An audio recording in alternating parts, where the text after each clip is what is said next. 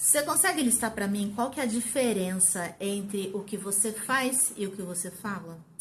Porque as pessoas me procuram querendo construir um discurso interessante, um discurso que engaje as pessoas, um discurso que traduza em palavras aquilo que ela faz.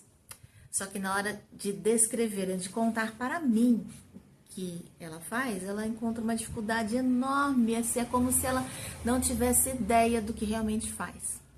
Então eu vou fazer uma pergunta bem simples. Como você faz o seu arroz? Você lava o arroz? Você ferve a água para pôr no arroz? Você coloca água fria? Você refoga o arroz como? Com alho, com cebola, com os dois, com nenhum dos dois? Qual tipo de gordura você coloca? Você põe óleo de soja, óleo de girassol, óleo de canola, azeite de oliva, manteiga, gordura animal ou óleo de coco ou gordura de coco? Qual é o sal que você coloca? Você coloca sal com pimenta do reino? Você coloca sal marinho, sal integral, ou sal cisne, ou sal light? Você refoga bem o arroz ou você joga ele na água quente? Você faz ele na panela de pressão ou na panela normal? Na panela de ferro, de inox ou de vidro? Ou naquela panela elétrica de fazer arroz? Sim, é nesse nível de detalhe que eu quero saber a respeito de como você faz o seu arroz. Seu arroz ele sai soltinho, ele é mais grudento, ele é mais al dente, é integral ou é branco? É arbóreo ou é agulhinha? Qual é a marca do arroz que você usa? É uma outra informação muito importante para que eu consiga mapear todo o seu processo de como você prepara o seu arroz, de onde ele vem para onde vai. Assim eu vou saber com qual prato ele harmoniza, eu vou saber se ele está no ponto profissional ou se ele ainda está amador, porque se ele tiver, por exemplo, empapado ou meio cru, ou queimado, ou salgado. A minha hora preferida, o meu momento de descobrir se o que você diz no seu discurso, ao contar para mim os seus processos, é aquilo que você realmente entrega para o seu cliente. Eu preciso provar o seu arroz. Eu preciso ver você fazendo e experimentar. E a partir dessa informação, dessa comprovação do seu repertório, o seu potencial, aquilo que você realmente entrega, é que a gente vai construir um discurso que se adeque ao seu momento profissional. E se você ainda não está no momento profissional à altura do discurso que você deseja entregar para o seu cliente, né? E tudo depende de uma série de processos que a gente precisa mapear e precisa harmonizar para que as suas palavras combinem com aquilo que você realmente faz. Aí a gente vai passar por um processo de lapidação do seu design de serviço, que é os processos que você prepara o seu arroz. E nesse ponto eu garanto a você que a gente segue à risca aqui na Editora Devil aquele conceito clássico de Confúcio. Haja primeiro e só então fale de acordo com os seus atos. Ou seja, primeiro você faz e depois você fala como você fez, como você faz. Porque só assim a gente vai saber o que você faz, o que você não faz, como não faz e para quem serve, para quem se destina. Porque não adianta nada falar. Falar, até papagaio fala, é ou não é? Ursinho de pelúcia fala, inteligência artificial fala. Criança fala sem saber o que está falando, a criança repete o discurso dos adultos sem saber o que está falando.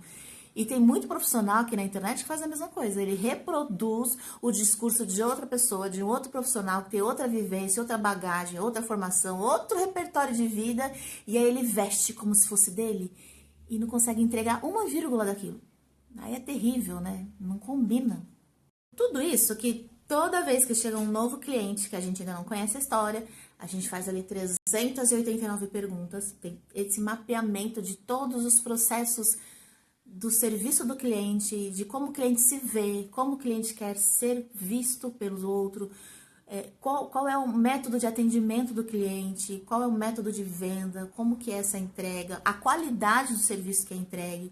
E aí, se a gente enxerga alguma lacuna, a gente faz igualzinho o arquiteto faz, igual o engenheiro faz. O que o engenheiro faz? Antes de construir o edifício, ele estuda o terreno para saber se aquele terreno tem capacidade de suportar aquela estrutura, né? Caso não tenha capacidade, o que precisa fazer? Precisamos fazer uma estrutura aqui, uma base, né? Como é o nome? É estrutura mesmo. Eu tô querendo inventar outro nome, é a estrutura. Tem que fazer a estrutura. ali, para depois erguer o edifício. E aí a gente trabalha nessa estrutura também. Dito isso, vamos ver se você entendeu o princípio. O que vem primeiro na construção de uma marca? Primeiro vem o seu serviço, como é a sua entrega, a qualidade do que você entrega, ou vem o nome, o tipo de letra, o logotipo e o tipo de... os textos e as palavras que você vai utilizar. O que é mais importante? O que vem primeiro? Se você disse que primeiro vem o serviço, aí você acertou. Se você disse que primeiro vem o logotipo, aí você está redondamente enganado e você comprou um discurso não sei de quem que não sabe o que está falando. Gente, pelo amor de Deus, né? Para com isso. Como é que você quer ser empresário sem estudar seu negócio? Como é que você quer deixar na mão de outra pessoa a responsabilidade pelo crescimento do seu negócio? Se você nem tem a capacidade mínima de saber se o serviço que ela presta para você dá certo ou não dá certo. Você não tem a capacidade de descobrir se essa pessoa sabe o que está fazendo. É como se você fosse experimentar o tal do arroz que eu mencionei no começo sem ter língua. Você não sabe se tá salgado, se não tá, se tá oleoso, se não tá, se tá queimado, se tá cru.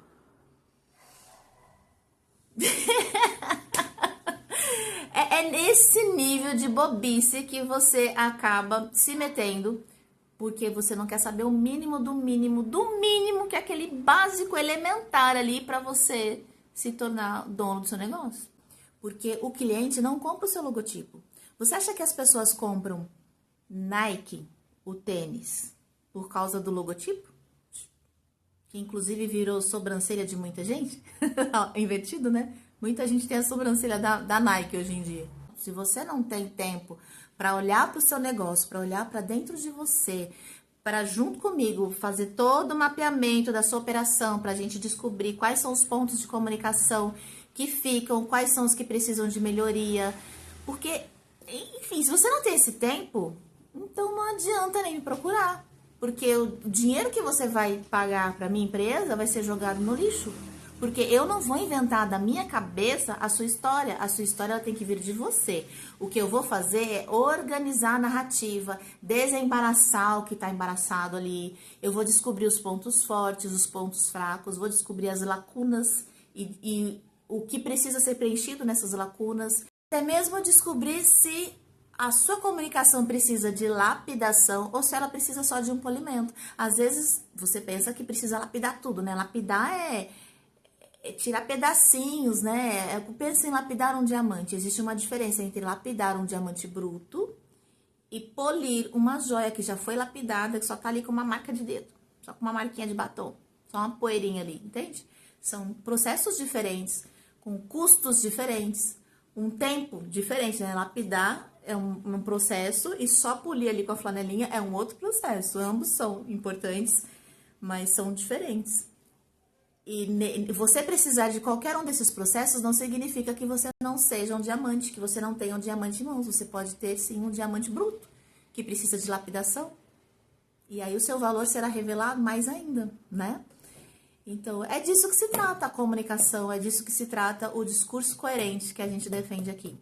E as pessoas têm vários níveis de intelecção.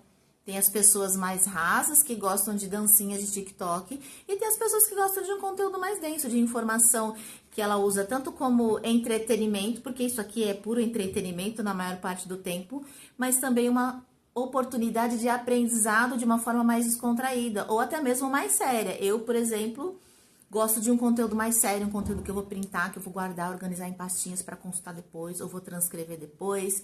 Eu gosto de conteúdos mais relevantes. Eu gosto de comida de verdade, eu não gosto de miojinho, não, sabe? E tem muita gente que é assim também. Nem todo mundo é raso ali na superfície da comunicação.